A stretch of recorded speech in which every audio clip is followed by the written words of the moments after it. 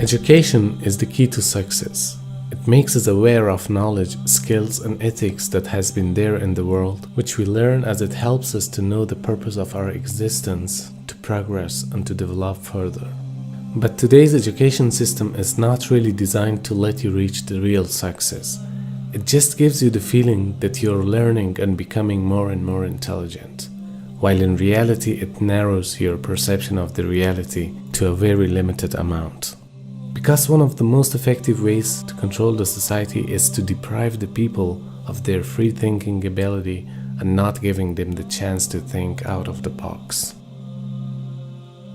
The modern education system is established by the influential businessmen to enslave the rest of the society by turning them into a skilled and obedient worker in order to operate their factories and offices. Therefore, they structure the schools to get mindless workers rather than free-minded and independent thinkers. If you sat around a table and you said, right, what we need to do is we need to find some way of getting young people to see the world the way we want them to see it, so that by the time they become adults, they are completely following the reality we want them to believe in. Someone might say, well, they might not have it but you know the ideal thing? What we do is we have a system where we take children away from their parents at least 5 days a week, all day, from about the age of 4 and 5, and we have control of their minds until they're about 17, 18. That would be ideal. Well, of course, that's what happens. Yeah. It's called the education system. Yes. And it's indoctrination.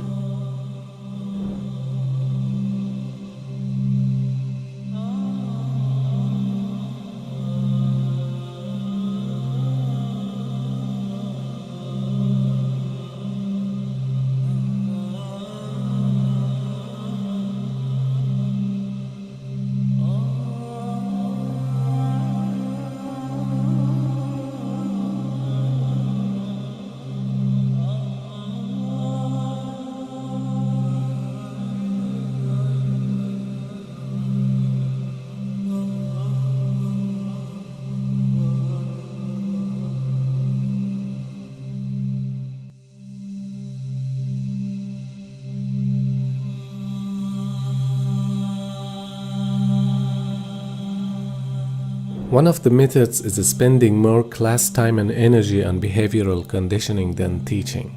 Behavioral conditioning means using rules, rewards, and punishment to intentionally mold someone's thoughts, feelings, and behaviors. Too many school rules are unnecessary and intended more to make students feel powerless and angry than improving the learning environment. Debt is control. So let's get young people up to their neck in debt, massive debt, which they then spend the rest of their lives paying off.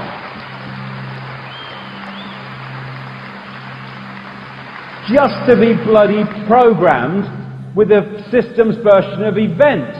This is a great list. This is what you learn from school. Truth comes from authority. Intelligence is the ability to remember and repeat. Accurate memory and repetition are rewarded. Non-compliance is punished. Conform intellectually and socially. This guy, H.L. Mencken, said, the aim of public education is not to spread enlightenment at all. It is simply to reduce as many individuals as possible to the same self-level, to breed a standard citizenry, to put down dissent and originality. And there was a study at the William and Mary College in Virginia where they studied the personality changes as people went through school. And they found this, a massive decline in creativity as children have become less emotionally expressive, less energetic, less talkative and verbally expressive, less humorous, less imaginative, less unconventional, less lively and passionate, less perceptive, less apt to connect seemingly irrelevant things, dots, less synthesizing and less likely to see things from a different angle. That's what they found happens as people go further and further into system. And now they want to take this system and they want to make the kids pay for it with debt for much of the rest of their lives, right? Now, Here's my suggestion, here's my question. What do you want to bloody do it for? What do you want to do it for? Why do you want to go through this system and have them tell you what you must think about every bloody thing, and if you don't tell the exam paper what it's told you to believe, then you won't pass? The education system is also structuring textbooks and classes to be as fragmented as possible so that everything is learned in unrelated chunks. This way, students memorize the facts in each chunk of a subject and can solve the homework problems. But in their minds, this never melt together in a big picture that gives them truly intuitive understanding of the subject necessary to use the ideas in original ways. Students therefore become skilled in doing things only in the way they are taught. They lose the ability to come up with better ways, and that's how they become like programmable robots that do their jobs without asking questions. Why our students are increasingly incapable of thinking, why they can't reason, why we have some of the worst test scores all over the world, even though I'm totally against the testing, but even by the metrics of their own system, their system is failing. When you look at the boredom that exists in modern American education, you look at the boredom of the students, you look at the faces that they carry to school, you look at them, and I've been in classes, I've taught, I've lectured all over the United States, in universities all over the United States. You look at their faces, and you look at the boredom. One, because they're wondering, why am I studying this? What is this for? What's the purpose of this? The smart ones check out early on, like Bill Gates, who never got a degree from Harvard because he dropped out. That's what happens to the smart ones. Steve Jobs dropped out. All of these billionaires, they dropped out because they learned early on, I want to make money, and this is not the way to make money. So if you go to college to earn a livelihood, you're wasting your time. You're even now being encouraged to drop out by some of the leading CEOs in America, encouraging students to drop out, open sourcing, because most of what these students are learning in school will not apply to anything. It's not going to give them some kind of vocational training. And this is the reality. There is a strong argument that college now is obsolete. Lord Alfred Whitehead, one of the greatest mathematicians of the 19th and 20th century, said that the single most important form of mathematics in the modern world is statistics. And they don't even teach that in high school. And yet a junior high school student could master it. It's not a difficult subject. Statistics is determining so much of what is around us. They're using statistics constantly, and yet students are not taught statistics until they take a course in college. They might have a little bit in college, in high school, but it's not much. Why are they studying geometry? Why study algebra? They're sitting there wondering, what does this mean? Why am I doing this? Why do I care what 2x plus 3x equals? I don't care, because there is no overarching meaning to all of these things. There is no real educational philosophy behind these things. If you look historically, all of these things had meaning. And I'll just give you a quick example. We call these the liberal arts. If you ask anybody that has a Bachelor of Arts, what is the arts that you're a bachelor in? They will not be able to tell you. They won't even know that arts comes from a word which means tool. Tool. Army is from the same root. Arithmetic is the same root. Arithmetic is ars metrica, the tool to measure by. So the liberal arts are liberating tools. They're tools that free your mind from the inherent prejudices of the mind. Now, the liberal arts was distinguished from the servile arts, vocational training, where you go to college to learn how to do something as a vocation. And these were the servile arts because they were simply things that you learned, and then you could go out and earn a livelihood through those things. This is largely what the college and the university has become in the West. It is no longer a place to pursue truth. It's a place to pursue money. And because those making the most money are those who are most adept at cheating, cheating has become widespread in our schools and universities. This is a major problem. Another method is hammering into the minds of students a single path through life. The path that makes you think in a certain way and is constantly telling you, go to high school, get your diploma, do your master's and find a stable job. Do all of this, otherwise you won't be successful in your life. Why is it the done thing that you go through school, kitty kitty, and then you then have to go to university? Oh yes, you go to university, that's what you have to do. Oh, you've got a chance to go to university and you're not taking it. Oh, you're crazy. Oh, I'm not speaking to you anymore, and I'm your father, and all this bollocks, right? Well,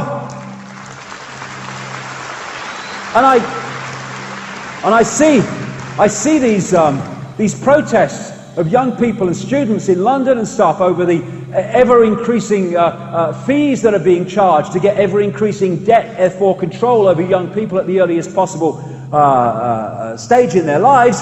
And I see them do their protests and all that stuff, and that's great. And then they go back to bloody college and university. The only way it's going to change is if they refuse to bloody go. Don't take part in the system.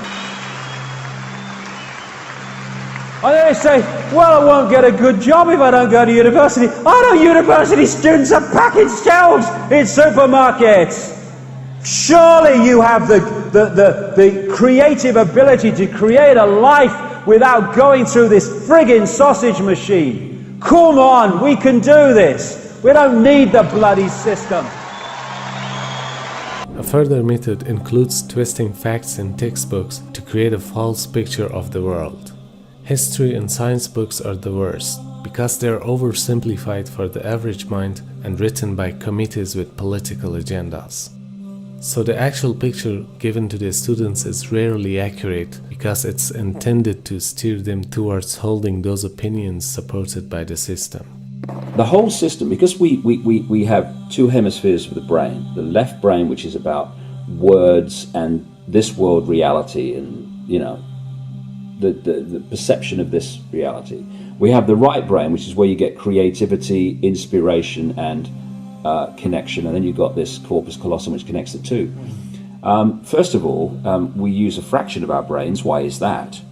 And the other thing is that what the system does is it turns out left brain prisoners. They run the system.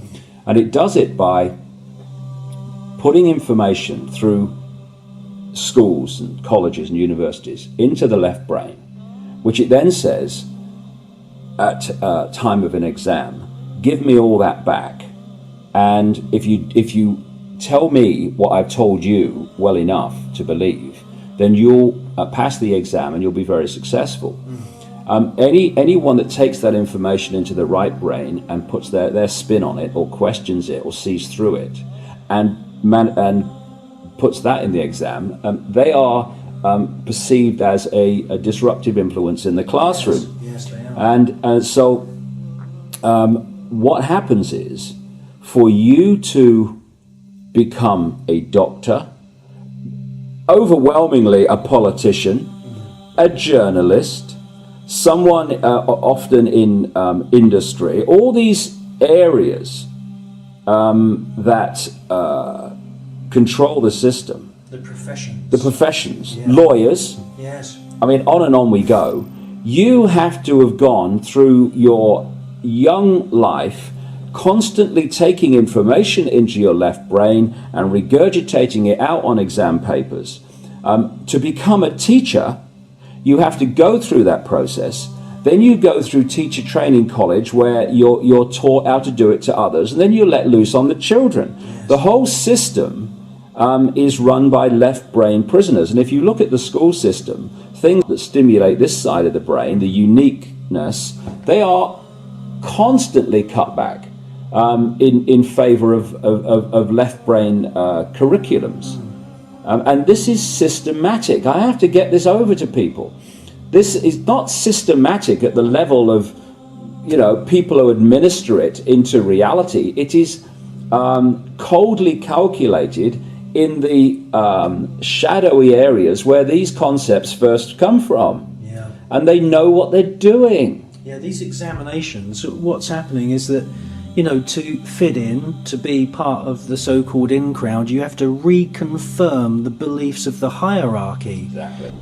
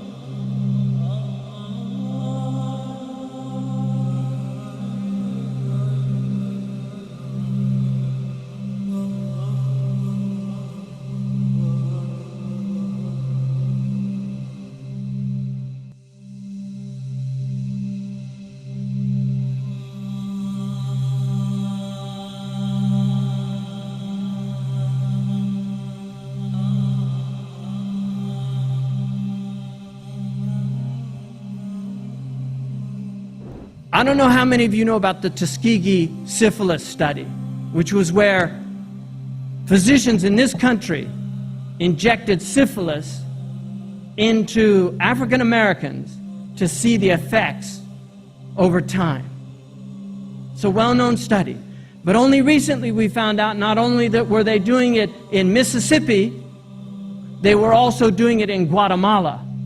In 1947, they were injecting people down in Central America with syphilis, gonorrhea, and other diseases to see the effects of these diseases on these people. These were scientists that were produced by the best colleges in the United States of America. The same colleges that produced the people that robbed all of you who own homes in this country, robbed you of your equity. The same people. These are the products of American universities.